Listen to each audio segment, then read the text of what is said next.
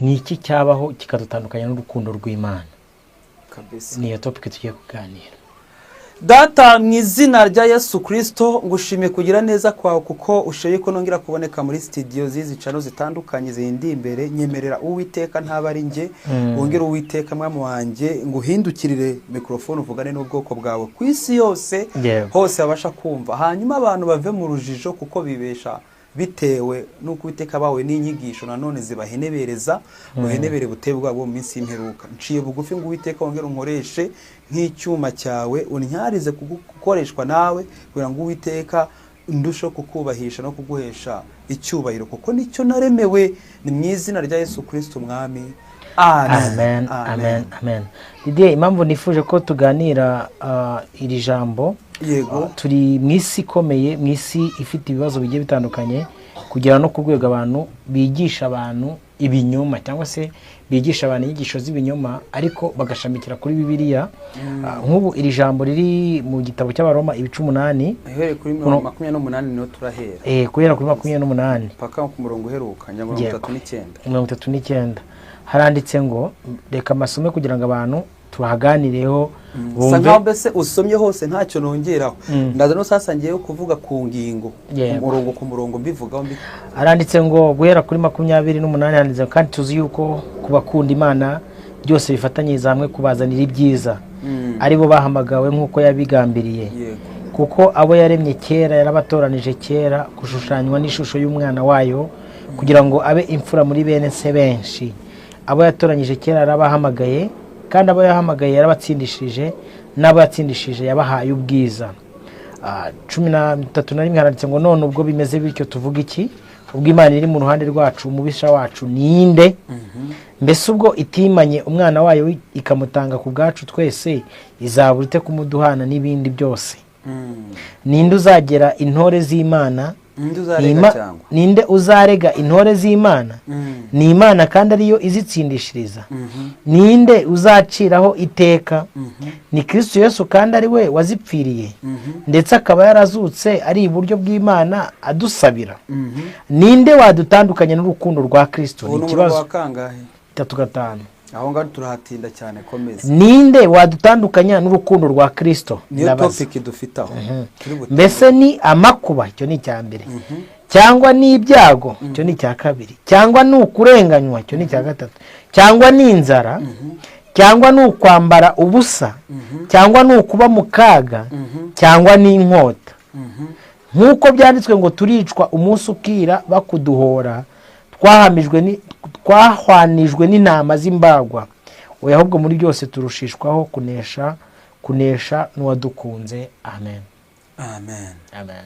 None ugaruka ku murongo wa 35. ndashaka kurangiza paka kuri 39 ukomeza. Ninde wadutandukanya n'urukundo rwa Kristo? Mbese ni amakuba, cyangwa ni ibyago, cyangwa ni ukurenganya, cyangwa ni inzara, cyangwa ni ukwambara ubusa, cyangwa ni ukuba mu kaga, cyangwa ni inkota. 3:6 nk'uko byanditswe ngo turicwa umunsi ukira bakuduhora, twahwanijwe n'intama z'imbagwa. Oya, ahubwo muri ibyo byose turushishwaho kunesha n'uwadukunze. Kuko menye neza yuko naho 38 yego ngo menye neza yuko mani magambo ntago bishidikanya, hano kwara gutanga conclusion. Yego, naho rwaba urupfu cyangwa ubugingo, cyangwa abamarayika, cyangwa abategeka, cyangwa ibiriho, cyangwa ibizaba, cyangwa abafite ubushobozi, cyangwa uburebure bw'igihagararo, cyangwa uburebure bw'ikijyepfo, cyangwa ikindi cyaremwe cyose bitazabasha kudutandukanya n'urukundo rw'Imana muri Kristo Yesu umwami wacu. Amen. Bisa nkaho Paulo agisubije nubwo tutanabwiriza. Yego. Ariko hano ngiye nkagira ikibazo nabaza. Kuko nintabivugaho hano turahagwira benshi. Yego. Kuko urumve ko hano Paulo asobanuye ahere ku 38 ngo yemejwe rwose. Ahamya neza. Ntago abishidikanya. Warabyemeza kandi yemejwe n'umwuka w'Imana. Yego. Ko nta kibasha kudutandukanya n'urukundo rw'Imana ruri muri Kristo Yesu. Hano hakaza ikibazo. Yego. Aravuze hari ibintu yabanje kuvuga ariko tugiye kubigenzura. Nanjye ndibuze kubaza tujye muri reality. Yego. Ibi bintu ubona abantu benshi bitabatandukanya narwo. Kuko dashaka umbwiza ukuri turagenda gake. Kuko nyo nibuze kubereka wa 39 aho ndaza kubasura uburyo yavuze ijambo rimwe ariko harimo n'igisubizo cyituma mbasha gusobanura ku byo batavuze haho ariko sindaba ngiye hanze y'abibiro ubwo ndazara ibindi byanditswe gushimangira ku cyo Paulo atavuze ashimangiyeho ariko yakivuze mu rundi ruhande. Yego ari ukuntu mu buryo bw'imvugo umuntu avuga ijambo rimwe ariko yahuranyije ibintu byinshi. Aha. Yego. None 38 39 ndashaka use nkaho wongera kuhasubira. Kuko menye neza yuko naho rwaba urupfu. Kuko menye neza yuko hano ari kuvuga ngo ntago mbishidikanya nditari no kubipfira ibyo mvuga ndabihamya nge Paulo menye neza yuko naho rwaba urupfu. Naho rwaba urupfu cyangwa ubugingo. Cyangwa abamarayika. Cyangwa abategeka. Cyangwa ibiriho. Cyangwa ibizaba. Cyangwa abafite ubushobozi. Cyangwa uburebure bw'igihagararo. Cyangwa uburebure bw'ikijyepfo. Cyangwa ikindi cyaremwe cyose. Cyangwa ikindi cyaremwe cyose. Bari nko kuvuga ngo hari ikiremwa batavuzeho. Abo bavuze ngo cyangwa ikindi cyaremwe cyose. Hano bagukuyemo wewe. Kuko bari kuvuga ngo mu byo babanje kuristinga bavuze ngo nta na cyo kibasha kudutanga n'urukundo rwa Kristo, nta rupfu, nta bugingo, nta kubaho, nta marayika, nta dayimoni, nta burebure, nta ki. Aravuga ngo nta n'ikindi cyaremwe cyose cyangwa ikindi cyaremwe cyose. Ni nko kuvuga ngo weho ntago bariwemo ibyo bari kuvuga. Hano rero no ari igisubizo ko weho ubwawe niwe ufite amahitamo yo kwitandukanya n'urwo rukundo rw'Imana. Uwo murongo wa 39 hasubiremo bumvi. Yego. Cyangwa uburebure bw'igihagararo. Cyangwa uburebure bw'ikijyepfo. Cyangwa ikindi cyaremwe cyose bitazabasha kudutandukanya n'urukundo rw'Imana ruri muri Kristo Yesu umwami wacu. Urumva ko hano bavuze ijambo ngo cyangwa ikindi cyaremwe cyose.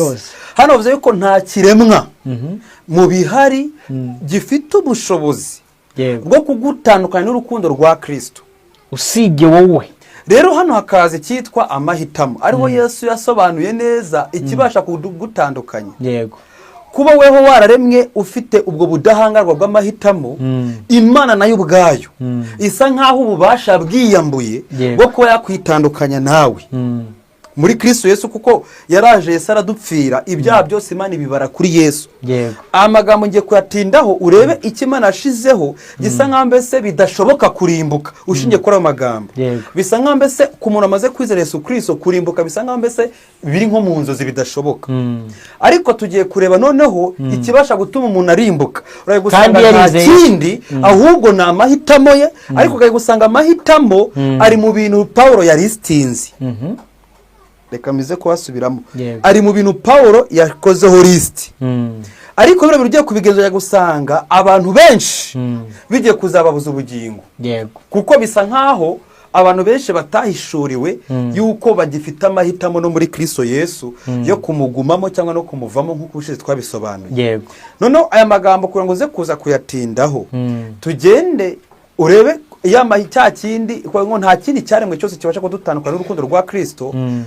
Hanyuma tugiye kureba ninde ubasha kugutandukanya n'Imana. Soma urwandiko rwa Yakobo igice cya 4 umurongo wa 4. Didier tutarajya no kuri urwandiko unarebye bino bintu aravuga ngo ninde wadutandukanya n'urukundo rwa Kristo. Ni kibazo ari kubaza. Mbese ni amakuba. Turebere hamwe abantu mudukurikiye. Birashoboka ko amakuba yagutandukanya na Kristo. Yashize cyitwa ibyo jambo ngo mbese ni amakuba, mbese ni inzara, mbese no kuri byo kurya, mbese no kugira. Amavuga liste y'ibintu biri muri probability. Probability bisobanura ngo bishobora kubaho. Ariko ahitashimangira yuko bidashoboka keretse wewe ubigizemo uruhare. Yego.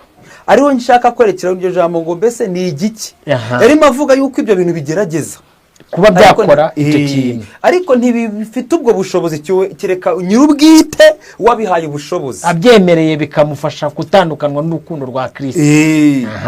Warumbiye Yakobo 4 umurongo wa 4 kuko tugiye kureba Yakobo 4 ikiguhindura umwanzi w'Imana ukitanuka n'urukundo rwa Kristo. Haranditse ngo yemwe basambanye namwe basambanye kazi nimuzi yuko ubushuti bw'iyi si butera kwangwa n'Imana. Komeza. Nuko rero umuntu wese ushaka kuba inshuti y'ibyisi, hari ijambo ushaka ntago bari bimuhata nuhitamo.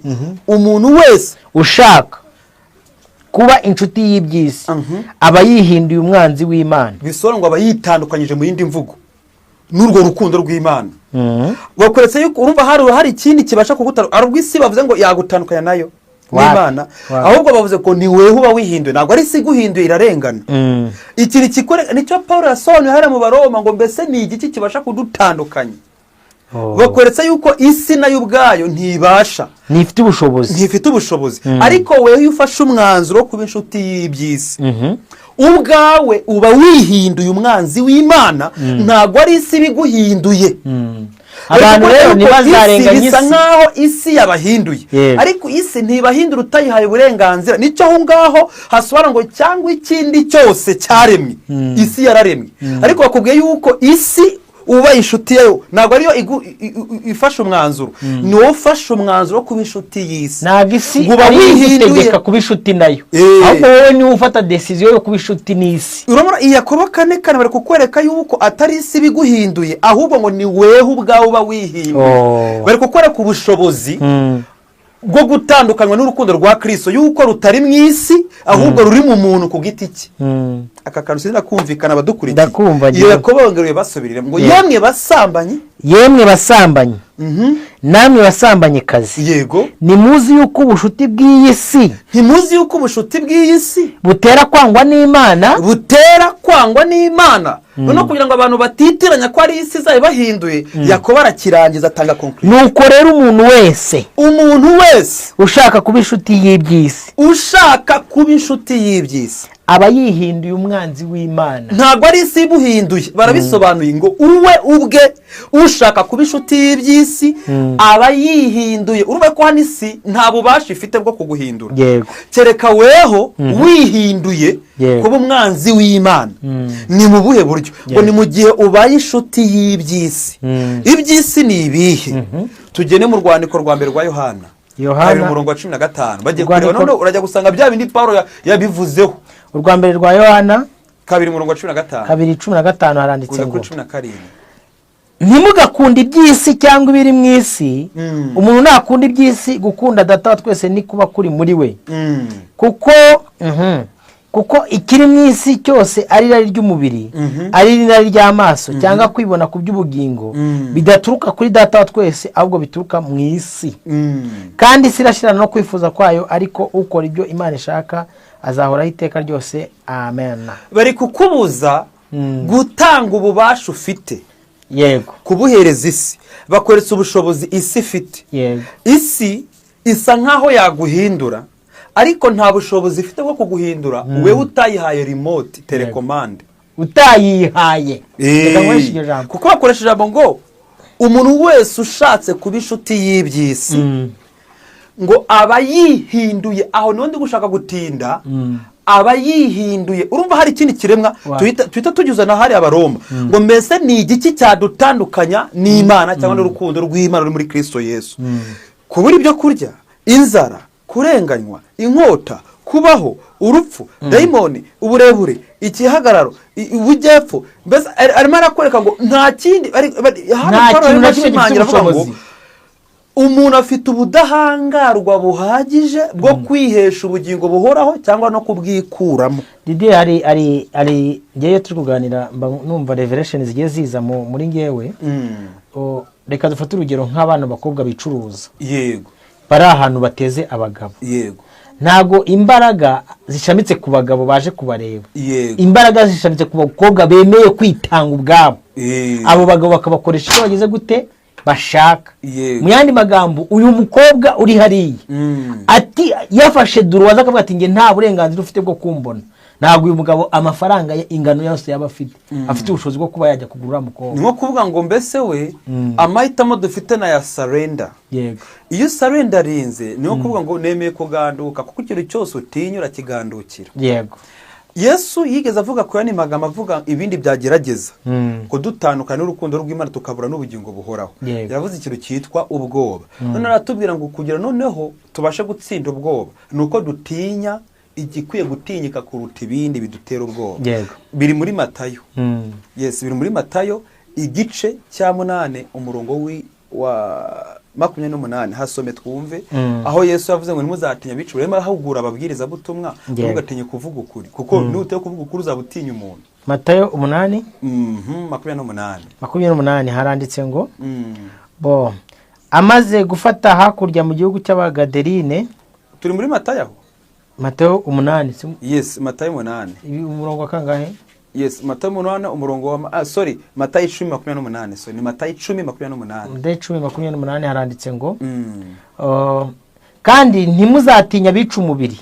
Matayo 10:28. Yego. Kandi ntimuzatinye abica umubiri badashobora kwica ubugingo. Badashobora kwica ubugingo bisobanura ahubwo mutinye uretse hano tubaze tuhatinde. Ni Yesu uri kuvuga kandi ntimuzatinye abica umubiri. Bisobanura ngo abica umubiri bazabakanga babatinyisha. Ariko ntimwemerewe kubatinya kuko batabasha kwica ubugingo. Bisobanura ngo manuka hasi ahubwo mutinye ushobora kurimbura ubugingo n'umubiri muri Gehenomu. Bisobanura ngo niba umuntu ashaka kurimbuka akarimbukira ubugingo bwe n'umubiri bikarimbukira muri Gehenomu, ni igihe atinya ibyica umubiri gusa agatinyuka iyica byombi ubugingo n'umubiri. Nanjye nkabaza abantu benshi batinya Imana cyangwa batinya ibyica umubiri gusa? Bari kukwereka amahitamo gifite ko nutinya ibyica umubiri gusa uzatinyuka iyica byombi uheruka werekeye muri Gehenomu. Yego. Ariko nutinya iyica byombi uzatinyuka ikica umubiri cyari cyo cyose. Nicyo ashatse kuvuga Yesu. Ariko kutubwira amagambo dutinyura kugira ngo dutinyuke ibidukanga ibidutera ubwoba. Suko ubwoba utabugira ariko arashaka yuko duterwa ubwoba n'ikiruta igidutera ubwoba. Okay. Iyi mvugo kugira ngo uyumve yaba uwo munzani abawushizweho neza tubasanga muri Daniel igice cya 3 ereko umurongo wa 16 twa 19. Hari umugabo witwa Nebukadinezari, hari umugabo utinya utinyitse kandi abasha kwica umubiri ariko ntabasha afite bwo kwica iki ubugingo. Hanyuma Shadraka, Meshaki na Abedinego tugiye kugenzura uragusanga mu bintu bari bazi Abisirayeli bose bubamiye igishushanyo Nebukadinezari yari yashizeho ngo bakiramye. Aba bose ndahamya neza ntashidikanya n'umwuka w'Imana, nanjye nemejwe n'umwuka w'Imana kavuge nka Paulo ko mu bagiye bose bubamira cya gishushanyo Nebukadinezari yashizeho bari bafite amakuru yo kuva 20 umurongo wa 1 n'uwa 2 ngo ntimuzasenga izindi mana mu maso yanjye, ntimuzakora ibishushanyo bajwe mu biramye cyangwa mu bivuga ko ndi Imana ifuha kuko ni njye Uwiteka ukwiye kubamirwa, ni njye ukwiye gusengwa, ni njye ukwiye icyo cyubahiro cy'ubumana. Iri tegeko abana babise batozwaga bakabiboroka bari babizi. Bivuga ko rero kubimenya mu mitwe yabo byari bihari. Ariko n'Abisirayeli ko baragiye igihe Nebukadinezari ngo nimwumve imyirongi n'amajwi imyirongi mwese mwubamire igishushanyo Nebukadinezari yakoze. Utari bubikore, utari butinye Nebukadinezari ari buhagarara atakiramije baramusha mu tanura ry'umuriro. Hano hakwiye gutinya ibintu bibiri, Nebukadinezari ugatinya n'umuriro w'itanura. Ibi ni ibyica umubiri kuko Nebukadinezari nubwo atagusha mu muriro yakwicisha iki inkota. None magambo yakwica umubiri ariko ntabasha kwica iki ubugingo. Umuriro wa undi we yari yacanye wabasha kwica umubiri ariko ntiwakwica iki ubugingo. Hano no Abisirayeli bose bashizwe ku munzani. Abashadraka, Meshaki na Abedinego nabo bari baza amategeko nkuko bari yabayazi. Icyabatandukanyije bano rero ni umunzani wo gutinya. Bose batinye Nebukadinezari ni nyakubakwe gutinywa kandi bose batinye n'umuriro. Ibyo biri natirere gutinya ibintu byica twese turabitinya. Hanyuma bo icyo barushije bari abandi baragiye bubama bavuga ngo nibura tuzihana ejo. Imana turabizi yuko atubije ngo ntimugasenge zindi mana aho kugira ngo rero mpfe none reka bazihane. Bari rero batinye ibyica umubiri ako kabura kumva bituma batinyuka iyica ubugingo n'umubiri. Kristo Yesu nashimye. Amen. Batinye ibyica umubiri gusa ariko batinyuka ibasha kurimbura byombi. Mani magambo bisa nkamese batasobanukiwe ubushobozi bw'iyo bakwiye gutinya barayitinyutse. Bisobanura ikintu cyose utinye nicyo ugandukira cyane. Reka mbisubiremo, ikintu cyose utinye nicyo ugandukira. Rero bariya bagandukiye Nebukadinezari n'itegeko rye, batinya umuriro, batinya Nebukadinezari, bituma bagandukira Nebukadinezari, hanyuma ntibagandukira Imana ikwiye gutinywa kuruta Nebukadinezari. Shadraka, Meshaki na Abedenego icyatumye bemera kutagandukira Nebukadinezari si uko batamutinye, ahubwo ni uko batinye iruta Nebukadinezari. Bo bamenye ko iyo ngiyo yavuze ngo ntimugasenga izindi mana mu maso yanjye, bari bazi ubushobozi ifite, kuko banabivuze mu gice cya 3 Daniyeli 16. Baravuze ngo Imana yacu ibasha kudukiza amaboko yawe Nyagasani Nebukadinezari. Niho kumubwira ngo twebwe dufite icyizere ikurusha ubushobozi, niyo dutinya, kuko waravuze ntimugasenga izindi mana mu maso yanjye. Rero nitukumvira wewe biradusaba kutagandukira iyo dutinya kuruta wowe. Rero nta mpamvu kwirwa tugusubiza rino jambo suko tutagutinye, ahubwo hariyo dutinye kuruta wowe. None magana cyitwa comparaison. Abantu ni beza, abandi ni beza, ngo ariko bano ni beza kuruta suko barufobesha ubwiza bwabo, ahubwo nuko hari ubarusha ubwiza. Suko Nebukadineza suko udatinyitse, yego uratinyitse pe. Nibyo.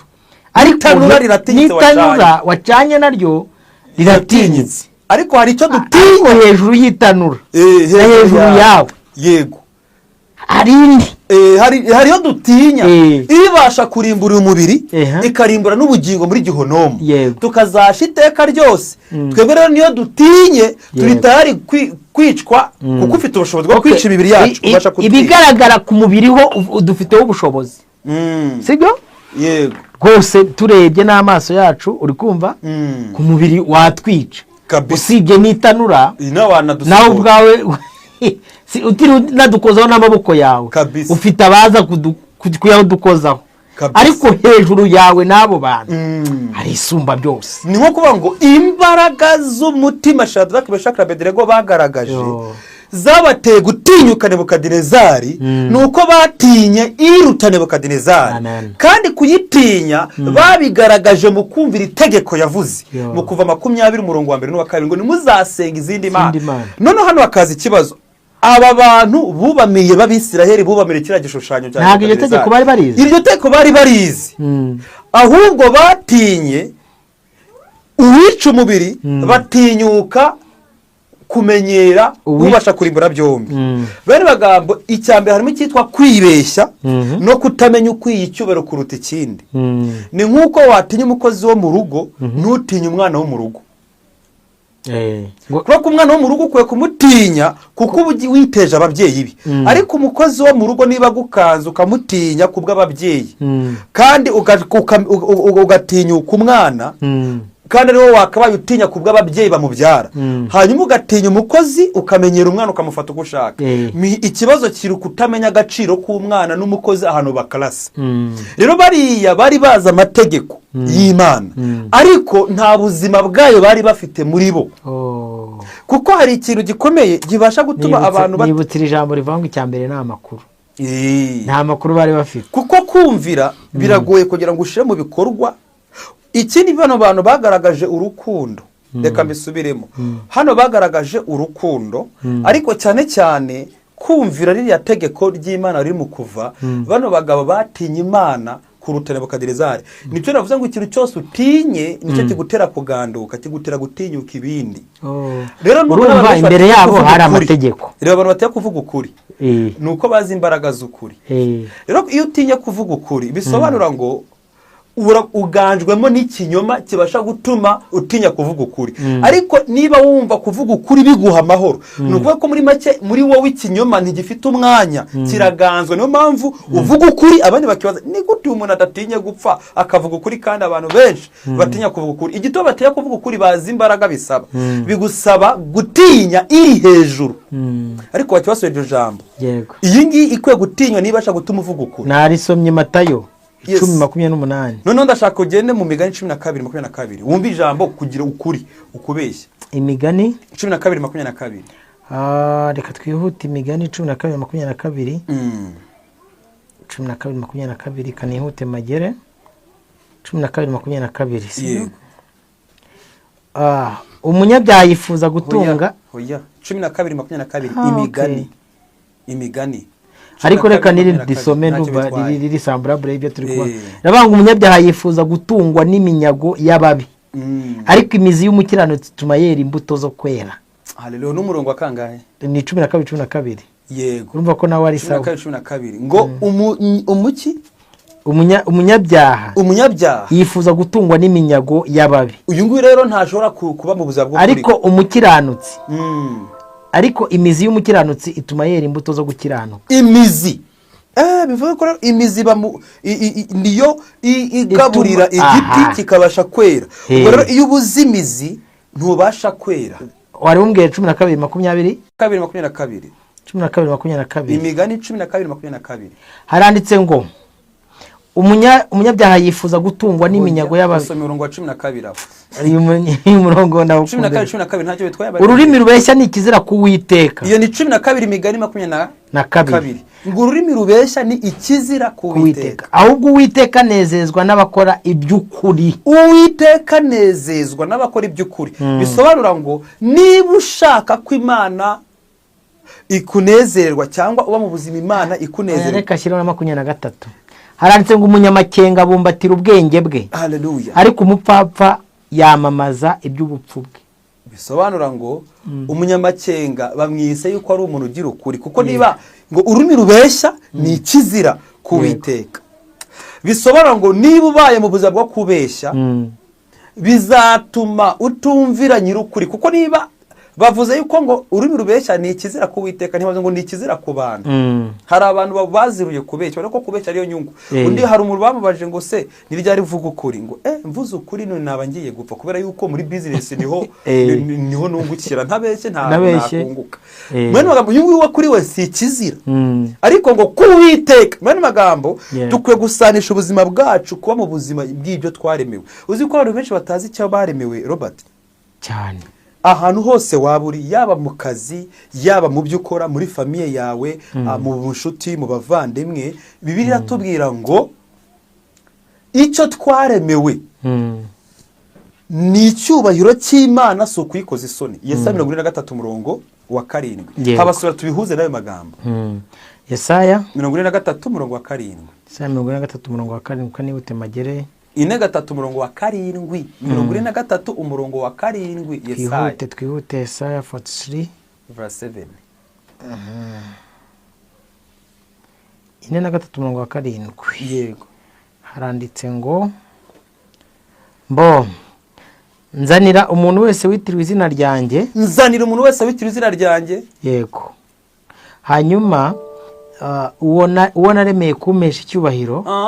Umva icyo twaremewe. Ntabwo ari ukurya no kunywa no kwambara. Ntabwo ari ugushaka abagore n'abagabo. Ntabwo ari ukwiga amashuri menshi. Ngo ahubwo icyo twaremewe ni ugukora iki? Nzanira umuntu wese witiriwe izina ryanjye. Uwo naremeye kumpesha icyubahiro. Ninjye waremye, ninjye wabumbye. Ninjye wamuremye, ninjye wamubumbye. Imana kutubwira ngo yaraturemye iranatubumba. Ariko ikigendererwa cyo twaremewe hano mu isi ntabwo ari ugushaka icyubahiro cyacu. Twaremewe icyubahiro cy'Imana. Bisobanura ngo Imana ishaka icyubahiro mu buzima bwacu, mu nshuti, mu byo dukora, ibyo ubara mu nyungu zawe, ukwiye gushakamo icyubahiro cy'Imana ku buryo no kunguka kwawe wunguka, ariko Imana iri kubahwa. Ako karere kagasubiremo. Ngo nzanira umuntu wese witiriwe izina ryanjye, uwo naremeye kumpesha icyubahiro. Bisobanura ngo ntabwo twaremewe gutukisha Imana mu isi, ntitwaremewe kuyikoza isoni, ntitwaremewe gukora ibintu birakaza, ahubwo icyo twaremewe ni ukuyihesha icyubahiro. Bisobanura ngo ibintu byose bitubahisha Imana mu buzima bwacu dukwiye kwitandukanya nabyo, kuko dufitemo DNA y'icyatumye turemwa, turanabumbwa, ngo nuko twitiriwe izina ry'Imana. Ngo umuntu wese witiriwe izina ry'Imana. Bano magambo ni ryari witiriwe izina ry'Imana, n'igihe wemeye kubyarwa bwa kabiri ukaba umwana w'Imana, witirirwa so. Kuko urumva ko nitwa Nyamushanja Didier, Nyamushanja akaba ari data umbyara. Bako izina turisangiye na papa. Rero ibyakubahisha papa wo mu mubiri nkwiye kubikora, nkwiye kumenya ibyo akunda n'ibyo yanga. Rero kutagirana ubusabane na papa wo mu mubiri ibasha gutuma ntamenya ibyo akunda n'ibyo yanga. Niyo mpamvu rero kumenya icyo waremewe bigusaba kujyana ubusabane n'uwakuremye akakubumba. Rero ngo ninjye wabumbye, ni nanjye waremye. Yes, rero kutajyana ubusabane n'iyakuremye n'iyakubumbye ngo uyimenye bibasha gutuma uba mu buzima buhabanye no gushaka kwiwe. twita tujya no muri ya Yohana 14:23 wumva hano ruzingiye kuko Yesu arimo atubwira ngo umuntu wese nankunda nko kuvuga Imana ingungu dusaba urukundo kuko nicyo yaturemeye kugira ngo urukundo rwa niruba muri twe tubashe gukora ibyo twaremewe no kuyubahisha. Yohana 14:23 twihute tuhagere. 14:23 haranditse ngo Yesu aramusubiza ati umuntu nankunda azitondera ijambo ryanjye. Iryo jambo baryita condition. Umuntu nankunda, iri jambo ngo mu cyo ngo if it is a condition. Umuntu nankunda, iyi mvugo irakoreshwa mu yindi mvugo bavuga ngo umuntu nahitamo kunkunda nago ndi kubimuhata. Yesu nago ari kubihata abantu.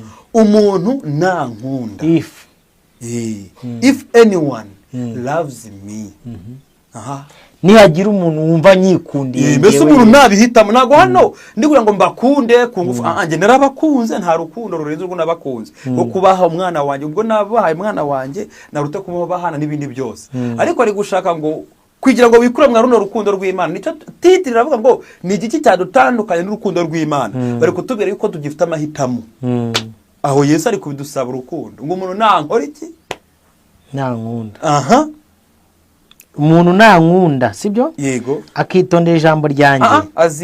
Azitondera ijambo ryanjye. Bisobanura ngo nutamukunda ntuzaryitondera. Ntashaka yuko turyitondera ku gahato ku itegeko ahubwo Yesu nono isezero rishano rero rigorerane hano. Ntabwo Imana ikitwinginga ahubwo iri kudusaba ngo twebwe tubikore tubikunze kuko yamaze gukora umurimo wayo. Yego. Yesu yarabirangije byose. Igisigaye ni ibyacu. Kuba ngo Yesu yarabirangije ntibivuga yuko weho warangiye. Uwo uracyafite urugendo rwo kurangiza party yawe. Ufite condition yawe. Rero iyi party nutayirangiza uzikura mu rukundo rwa Kristo. Nta kindi. Paulo avuze ngo nta na kimwe nta cyaremwe kindi cyose kibasha kudutandukanya n'urukundo rwa Kristo kereka wowe ubwawe niwe kiremwa ubasha kwitandukanya n'uwakuremye. Niyo mpamvu icyo yakuremeye uhisemo kutaba ubuzima bw'icyo yakuremeye ufite amahitamo yo kwikura mu rukundo rw'Imana ukaba umwanzi w'Imana babitubwiye. Iyo uhisemo iyo ubaye umuntu inshuti y'ibyisi ngo uba wihinduye. Ntago ari Imana iguhinduye, ntago ari isi guhinduye, nta bantu baguhinduye, ngo niweho wihinduye. Ni wowe wenyine. Ni rwa ruhare rwabakoreka ngo ubasha kwindura umwanzi w'Imana. Iyo ubaye umwanzi w'Imana rero mbese hari cyitwa bisa nko bibaye automatic witandukanya nayo kuko nta kindi gihari. Robert nta uzitwaza ngo numugore wanjye watumye ntakizwa neza. Uzikora cyo kitagisubiza icyo kibazo kuba cyo utakijijwe ngo niba runaka bambaraga nabi batumye ni gusambana ntabireka ngo icyatumye ntabe ikureka kubeshya Imana gutira byaranene kubera ko niba runaka batumye ntakizwa. Barakubwiye ngo nta na kimwe kibasha kugutandukanya n'urukundo rw'Imana muri Kristo Yesu kereka wowe ubwawe ubihisemo kuko nago bagufata ku ngufu. Adamu na Eva se uragira ngo Adamu igitima namubuje kurya ya mbuto yariye ku ngufu cyangwa yakiriye Eva yaramuhaye na baso ararya. Ndeva nawe yabyiyemo arwaye murishije ku ngufu. Soko nicyo bita nyine ya mahitamo yacu ni ntavogerwa. Adamu na Eva tuvuge ngo ni Imana bakuye muri Edeni cyangwa nibo bikuyemo. Nibo bikuyemo nibyo bihitiyemo. Imana rero ikintu gitangaje ibyo yasabye Adamu na Eva na nubu nibyo kidusaba. Nose urabona iryo jambo atari ryo ritazanye iyo shusho. 14:23 Yohana ongera ubasubiremo ntacyo bitwaye. 13 Yohana ukuntu handitse sibyo? 14 cyangwa? Yes, 14:23. Yesu aramusubiza ati umuntu nankunda azitondera ijambo ryanjye. Yavuze uwo ari we wese na mahitamo. Na data azamukunda. Urwo ni urukundo rw'ubutoni. Tuzazaho ari tugumane nawe. Yesu yavuze ngo kuko Imana 3:16 ngiye kuhahuza naho. Yohana 3:16 Yesu ngo kuko Imana data yakunze abari mu isi cyane ngo biyitera gutanga umwana wayo w'ikinege ari we Yesu Kristo ari uri kudusaba urukundo hari ya mwakiriya gice ngo kugira ngo umwizera wese abwe ubugingo buhoraho ngo utamwizera ababwikuyemo ariko umwizera arabubona. Yego. Hanyuma rero aravuze amaze Imana ko yamaze gukora umurimo wayo yarawurangije. Twebwe wacu nusigaye part nuko umwizera hanyuma tukumvira uwo twizeye. Iyo step ya kabiri nyuma yo kumwizera ubyarwa bwa kabiri. Step ya kabiri ukwe kumwemeza runo rukundo mukumvira ibyo agusaba. None ayisabwa ngo rero ngo na data azagukunda hano akazi ikibazo. None ntago yarasangwa gukunda data. Kwa gukunze atarana gusaba. Urumva ko iyo niyo bita amour conditionnel.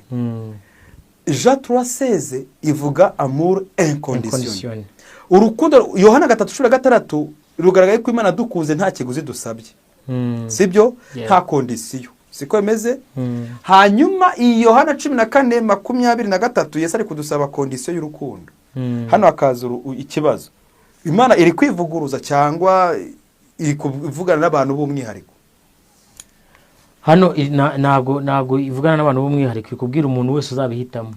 Noneho hano yari mabwira bamwizeye, abakunzwe nta kondisiyo niba ari kubwira, ariko basaba urukundo. Yari bavuga ngo uwo ari we wese mu bamwizeye, nicyo yarashatse kuvuga, uwo ari we wese kuko ntabwo ari mavuga n'abatari. Iri ni ijambo ryo gutereta. Banzu reba umurongo uri hejuru, urasaga ari mavuga n'abigishwa be bamwizeye. Rero mavuga ngo umuntu wese ari mavugana nabo, uwo ari we wese muri mwebwe, kuko mwaranyize muhinduka bene data. Sinshaka yuko mukomeza ku data arabakunze, nanjye ndabakunda, nditanga, twebwe twarangije umurimo wacu, ahubwo mwebwe nimwe mugoye. Tubasaba urukundo. Rero n'umunkunda mu binyemezi, si mu magambo, mu kwitondera ijambo ryanjye. Nimuryitondera nanjye nzaza. Muzamunyemeje urukundo. None ibi ngibi bizatuma data yongeraho urukundo rw'ubutoni. Rurenze rwa rundi yakunze abari mu isi muri rusange.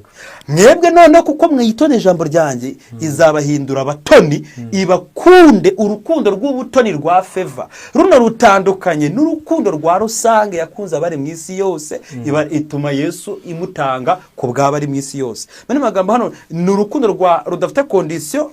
Imana bivuga ko ifite inkundo z'uburyo butandukanye. Hari urukundo rwa kondisiyo ikunda bayumviye.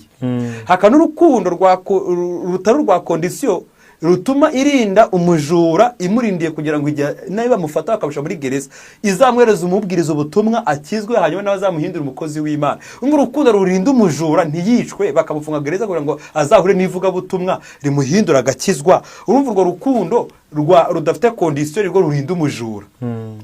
Ako kasizi nabakumva. Urukundo rurinda umunyabyaha, Imana irinze kuzohereza umuvuga butumwa, bwiriza ubutumwa uyizera akizwe. Uru rukundo rukurindira mu byaha utaramenya Imana. Uru rukundo rukurindira mu byaha, mu busambanyi, mu nzo gutaramenya Imana. Uru rukundo ni rwa rundi rudafite kondisiyo, kuba Yesu aragupfiriye bituma gutegereza. Biri mu rwandiko rwa 2 Petero 3:9 basobanura runo rukundo rutuma Imana idashaka kwagira n'umurimbuka. Ni rwa rundi rudafite kondisiyo. Ariko noneho iyo bamaze kurwinjiramo, uhabwa kondisiyo noneho yo kugira ngo utere step ya kabiri.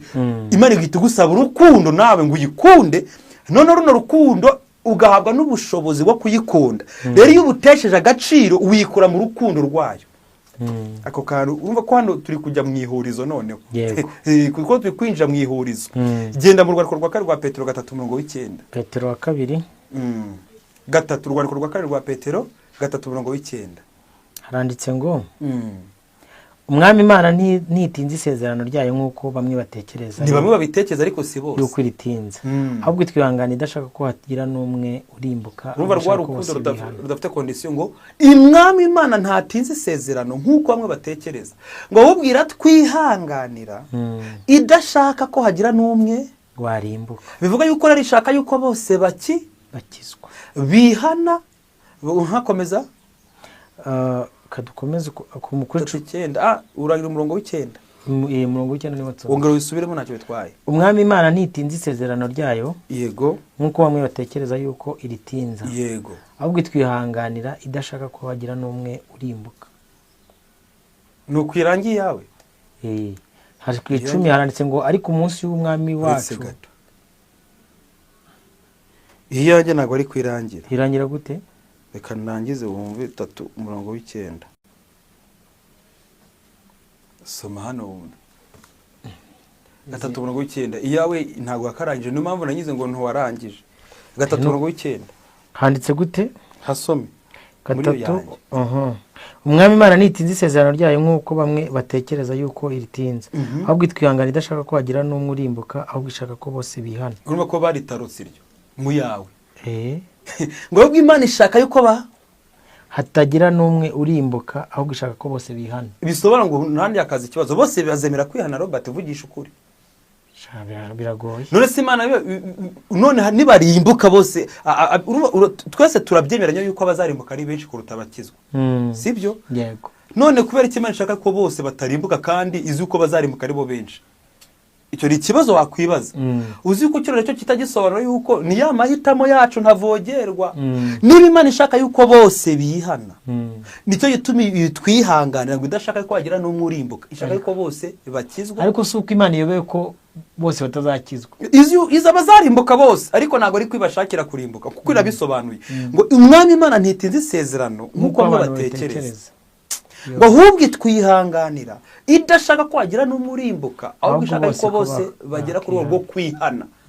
Iyi Ezekiyeli 3:11 niba isobanura no magambo, igituma Imana itanga amahirwe yo kwihana. Habasume nawo wumve igituma Imana itanga amahirwe yo kwihana. Yego, Ezekiyeli 3:11 kanibute magere Ezekiyeli 3:11 Ezekiyeli kuki Imana itanga amahirwe yo kwihana? 3:11 3:11 Ezekiyeli kanibute magere murongo wa 11 haranditse ngo ubabwira uti umwami Imana aravuga ati yego ndirahiye sinezezwa no gupfa k'umunyabyaha, ahubwo nezezwa ko umunyabyaha ahindukira akava mu nzira ye maze akabaho. Nimuhindukire mugaruke muve mu nzira zanyu mbi, kuko mwarinda gupfa kuki mwarinda gupfa mwab'inzu ya Isirayeli mwe. Nose urumva iyo Imana idatanze impamvu iyihangana, irirahiye kuko nta iri hejuru yayo. Njye Uwiteka ndirahiye, n'ukuri njye Uwiteka ndirahiye, sinezezwa no gupfa k'umunyabyaha. Bisobanura ngo ntanga amahirwe y'umunyabyaha kwihana, urimbuka aba yizize, niwe uba witandukanyije n'urukundo rwanjye. Ndi gusobanura Abaroma igice cya 8 uhere ku murongo wa 28 kugeza ku murongo wa nyuma. Paul asobanuye liste y'ibintu bitandukanya abantu n'urukundo rw'Imana, ariko bivuga yuko bidafite ubushobozi, nitwe tubiha ubushobozi. Yego, umuntu akavuga ngo aho kugira ngo ndeke kwambara mini, Imana ijuru iryo juru bazarijyemo abambara ibirebire. Mane mwana wo kuvuga ngo kwambara mini bikurutiye ubugingo, ubwawe uhisaba kuba inshuti ya mini. Urumva ubwawe uhisaba kuba inshuti yo gukosora Imana ukitukuza kuva yuko utazizwe n'uruhu Imana guhaye. Ubwawe uhisemo kuba inshuti y'iby'Isirayeli ry'amaso n'umubiri, wihinduye. Ntabwo ari se guhinduye, ahubwo wowe wihinduye umwanzi w'Imana kubera yuko wabaye inshuti y'iby'isi. Yego, aya magambo ari kukwereka ngo nta cyagutandukanye n'urukundo rw'Imana. Mini ibasha kubikora uweho uyemereye. Mini ntabwo yagutandukanya n'urukundo rw'Imana, ariko weho uyobotse mini ukahinduka inshuti ya mini skate, ushaka kugwisha n'abambaye n'abagabo b'abandi neza, uba wihinduye. Nturenganye mini, ni wewe uyobotse mini, uba imbata ya mini. Donc mini si cyo kibazo, ntabwo yagutandukanya n'urukundo rw'Imana, ahubwo weho wabaye inshuti ya mini, uba wihinda umwanzi w'Imana. Ntabwo inzoga ari ikibazo, ahubwo inzoga ni ikibazo, niwe wahisemo. Baratubwiye kurenganywa ntibyagutandukanya n'urukundo rw'Imana, ariko uhaye agaciro kurenganywa byagutandukanya. Yes, kurenganywa byagutandukanya n'urukundo rw'Imana. Mbere nko kukubwira ngo kurya, inzara, nta marayika, nta kubaho, nta rupfu bibasha kudutandukanya. Bari kukubwira ngo Pawulo abyambuye byose ububasha, ariko kukubwira ngo ububasha ni wowe ubufite wenyine. Ako karura kumva.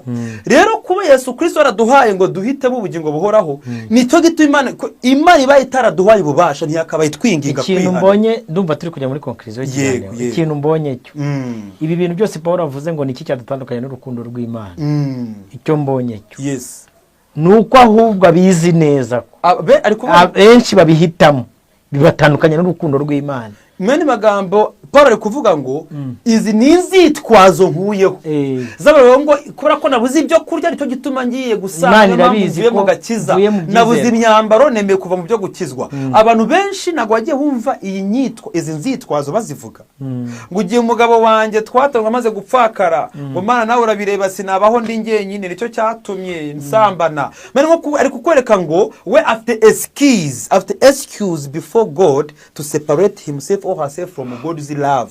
Arikwereka excuse zose, izi excuse no paragera ziristinga, azambura agaciro ngo ntabo bakazifite. Ahantu yamanutsanira no akuvuga ngo ndetse n'ibifite n'ibinyabushobozi, n'ibinyembaraga, yego, n'abatware bose nta ufite ubushobozi bwo kwambura urukundo rw'Imana niba ubemerera nakunze kari akajambo gakomeye wavuze umuntu icyo atinya nicyo agandukira. Yes, nuko rero hano Yesu ari nko kuvuga ngo duhereze ubutware ibitabifite. Yego, Imana igeze imbwira ngo imbaraga ziduhindura ziva mu byo dukunda. Mani magambo ikintu cyose ukunze urakigandukira. Uzumvira icyo kigusaba. Nukunda inzoga zizakuyobora zikuraze hanze ufite inzu yawe. Nubwo waba utashaka kurara hanze zizakurazayo. Hari umusirikare wanyweye Bond 7 hari yari muri office ku Immigration ngo muri Kampala. Nako yari muri Kampala muri district Maybe aho nigeze kujya gukorera. Yaravuze ngo reka nkwe kuri Bond 7. Kano gacupa ka Bond 7. Bond 7 Bond karindwi ya inzoga ibimeze abantu barazizi n'ibyuma byina. Iyo ngiyo ngo uyinyweye imeze nka kanyanga ariko mu buryo bwa golden we mu gacupa kaje kugira by'ibyuma abinaha babyita ngo ni ibyuma bino bya NBG. Ndavuga Bond 7 ni ndayizi nyine yitwa Bond 7. Rero office yaravuze ngo reka nyinyweho yaduhaye story imodoka irajije mu mukingo kandi isa nka mese yakobotseho ukuntu yarazi yuko yaryageze iwe yaparitse aho ngaho asanga ari hafi y'umuferege imodoka yahengamiyemo yanagonze ukuntu umuferege gatotsi kamutwara Bond 7 yamuraje yarazi yagiye kujya kazi yuko ari mu nzu yisanga yaraye mu mukingo hango nibwo yemeye imbaraga za Bond 7 kubera ko yakunze Bond 7 hanyuma Bond 7 muraza hanze hano nayo hakaza ikibazo turenganye Bond 7 yaramwihaye cyangwa niwe wahisemo kuyinywa niwe wahisemo Bond 7 hanyuma Bond 7 tubita tubyita ngo ni Bond 7 ya muraje irarengana yaraye aho yahisemo kubera Bond 7 Bond 7 wayihaye ubushobozi nayo kwerekeza aho yerekeza abayobotse. Rero abantu bashaka kurimbuka nitwe doreza satana amahitamo kuko Imana iravuze ngo ndirahiye njye Uwiteka n'ukuri sinizwe no gupfa ku munyabyaha. Niyo mpamvu ntanga amahirwe y'umunyabyaha ngo kwihana akaba none kwera iki warimbuka yewe nzu ya Isirayeli urumva isanga mese itari kuburana se iri kuburana abantu barimbuka babihisemo. Nuko ngo ngewe ubwanjye Uwiteka kuko nanezerwa no gupfa ku munyabyaha nezerwa no ko umunyabyaha yiharanya akaba niyo mpamvu ntanga amahirwe yo kwihana. Bo kandi batuma mu rwandiko rwa Petero 3:9 ngo ntitize isezerano ahubwo irihangana irifata ngo reka mbe ntanze amahirwe ngo ishaka yuko bose bagera ku kwihana nubwo bose batazihana Imana izakora ibishoboka byose. Nigeze ntigisha icyigisho nkibwiza mu kigana nyivuga no mu cyongereza avuga ngo kuki Imana nangira umutima w'umuntu uraduhaye kwitiramo ntabwo Imana apfa kunangira umutima wawe utabanje kunangira yanangiye umutima wa Faro burya yabanje kwinangira yabaye nka mbese bigufashijemo kurangira. Ureka turangize kuri iki cyazo kuko narangije ku ngingo nyamukuru rwandiko rwa 2 rw'Abatesalonike. Yes, umurongo w'12 hagiye gusobanura sasa uburyo umuntu hari kirimo zambaraga z'urukundo nkuko kumvira bigusaba rukundo hanyuma ukumvira no kurimbuka. Ijambo rya 2 ry'Abatesalonike wa 2 umurongo w'10 2:10 haranditse ngo n'ubuhenzi bwose bwo gukiranuka reka duhere ku 9 kuza k'uwo mugome kuri mu buryo bwo gukora kwa Satani gufite imbaraga zose n'ibimenyetso n'ibitangaza by'ibinyoma sibyo n'ubuhenzi bwose bwo gukiranirwa kubarimbuka. Bajya gusobanura sasa abarimbuka barazira iki kuko batemeye gukunda ukuri ngo bakizwe. Nicyo gituma Imana izabohereza ubushukanyi bukomeye cyane ngo bizere ibinyoma. Buretse gato niba ushobora gusesengura amagambo 2 9 n'10 uzi yuko havuze ko kubarimbuka hari antikristo uzakora akora ibimenyetso byose by'ibinyoma ariko kubarimbuka azabikora n'ubuhenzi bwose kubakiranirwa ntabwo ari kubakiranuka urumva ko ubuhenzi bwose buri mu bakiranirwa badakiranuka ngo none basobanuye impamvu Imana izemera kubohereza umwuka w'ubushukanyi ukomeye ngo bizere ibinyoma suko kuri bataguhawe ngo ahubwo bahawe kukumenya hanyuma bahitamo kukwanga.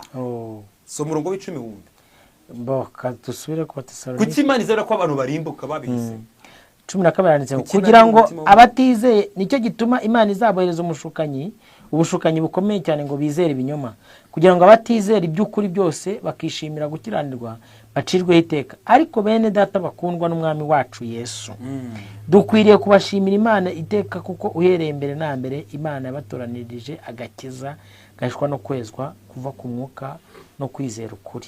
Uvuga ko ni mbere na mbere bimwe icyo bita predestination yaradushe muri destination avuga ngo predestination bisobanura ngo ni imbere ya destination. Yego. Imana dukwetegura twese predestination kuzinja mu bugingo buhoraho nta n'umurimbutse. Noneho iyi predestination noneho iyo tuje tukavuka mu isi twadukiye kujya muri reality none na destination. Rero iyi destination ufite amahitamo yo kuyikura mu nubwo ari Imana guteguriye kuzerekera bugingo buhora ushobora guhitamo kutayiyoboka. Aha ngaha batangiye gukora amahitamo. Hano urumva ko hano bakoresheje ndashaka umurongo w'10 use nk'uwongera kusoma. Umurongo w'10 uranditse ngo n'ubuhenzi bwose bwo gukiranirwa kubarimbuka. N'ubuhenzi bwose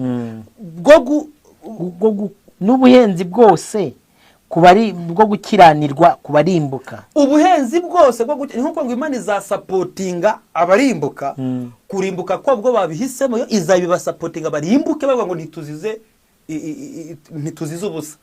Niba wari umusambanyi izagureza pete yo gusambana neza noneho ikongere iguhereza n'abaterankunga bo musambana kugira ngo ubu musambanyi utakibasha kwifata izabigufasha kuko wari ko wahisema ariko suko yakunangiriyeyo ahubwo nuko wanangiye umutima bazobanira impamvu. Umurongo w'10 ndashaka wumva igitima ninangira umutima w'umuntu kandi yaduhaye kwihitiramo.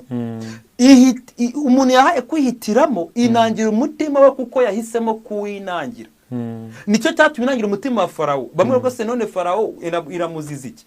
Ko rero yamunangiye umutima babanje kuwinangira kuko Imana yabwiye Mose ngo nzanangira umutima wa Farawo kuko yanze kunyumvira. Imana musobanurira impamvu yo kunangira umutima wa Farawo. Imuteje ibyago 10 noneho Farawo nibwo azemera. Imana hisemo kunangira umutima Farawo ibwira Mose none ugende umubwire nubwo atari bukumvire ndi bunangira umutima we. Niko Imana bibwiye Mose. Ini ndi Imana atanye kunangira umutima wa Farawo. Ni igihe abanje kubyumvikanaho na Mose. Gende umubwire aburekure. None ndi bunangira umutima we kugira ngo uze kumuteza ibi byago. Hano ukibaza iyi politiki Imana kwere kiyumvikanyeho na Mose. Mose agiye kuvugana na Farawo ariko azi yuko Imana yahite munangira umutima kugira ngo uze kumukandisha bya byago. Ariko bino byabayeho ryari ni mu gihe ubwa mbere Imana itarakora ku mutima we. Yamwiyeretse mu bimenyetso inkoni hinduka inzoka imubwira ngo ku bwoko bwa nyamaza hinduka amaraso. Hari Imana itaranangira umutima wa Farawo mu byumve neza. Abasomye Bibiliya murasanga hari ibyimenyetso Imana abanje kwemeza Farawo bituma we kumahitamo Imana itabigizemo uruhare ahitamo kuyumvira. None Imana ibonye yuko yanze kuyumvira ibwira Mose ngiye kumunangira umutima noneho kuko we yasanzwe yinangiye ngiye kubimufashamo ubwo yahisemo kwinangira jye ubiteganya kumutera inkunga mu kwinangira hanyuma muteze ibyago bikurikirana. Niyo magambo ari muri urwo rwandiko rwa 2 rw'Abatesalonike 2 umurongo w'10 ongera wasubiremo wumva. Ubwa 2 rw'Abatesalonike 2 umurongo w'10 haranditse ngo n'ubuhenzi bwose bwo gukiranirwa kubarimbuka kwa Satani gufite imbaraga zose n'ibimenyetso nka ari gutaruka. Sinzi niba ariyo Bibiliya. N'ubuhenzi bwose bwo gukiranuka kubarimbuka kuko batemeye gukunda ukuri ngo bakizwe. Aho bari kusora ijambo kuko bisobanura impamvu. Aba bantu barimbuka barazira iki? Ngo nuko batemeye gukunda ukuri ngo bakizwe. Hakaza ikibazo. Aba bantu bigeze bamenye ukuri barakwanga. Yego. Urumva ko abazarimbuka nabahawe kumenya ukuri badashidikanya mu mitima y'abantu ukuri turakumenye nuko ariko twebwe twanze ukuri tuyobotse ikinyoma.